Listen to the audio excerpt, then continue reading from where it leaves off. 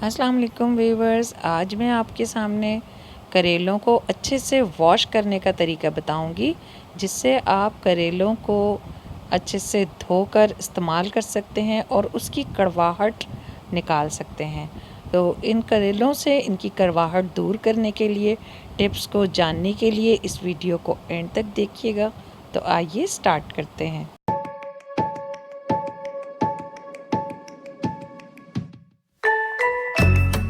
सबसे पहले हम करेले को अच्छे से छील लेंगे, इसका छिलका उतार लेंगे। वैसे बहुत से लोग इसके छिलके को भी इस्तेमाल करते हैं, लेकिन अगर आपको पसंद नहीं है तो आप इसका छिलका उतार सकते हैं। करेले की सब्ज़ी में ग़िज़ाई और शफ़ाई बहुत से फ़वाइद हैं। इसके अज्जा में फ़ौलाद और नमकियात शामिल हैं। ये सब्ज़ी जो है सिर्फ़ ज़ायकेदार ही नहीं होती, बल्कि अपने अंदर ऐसी सिफ़ात रखती है जिससे इंसानी जिस्म पर अच्छे असरात मुरतब होते हैं।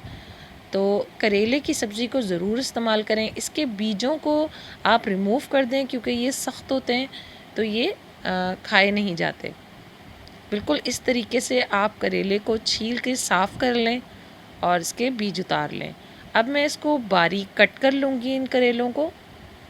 शुगर के मरीज़ों के लिए भी करेला जो है बहुत मुफीद होता है।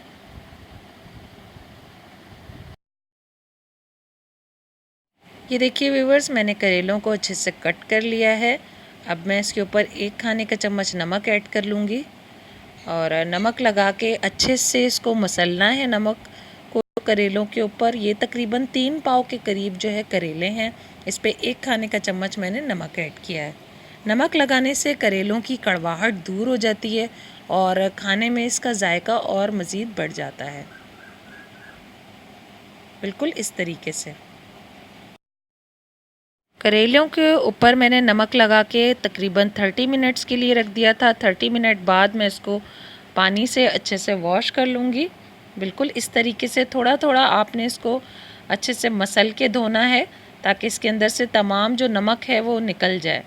फिर इसको एक छन्नी की मदद से इसका पानी मैं निकाल लूँगी। ये देखिए, तमाम इसका कड़वा पानी निकल चुका है और इसे 1-2 बार हम मज़ीद इसी तरीके से वॉश कर लेंगे।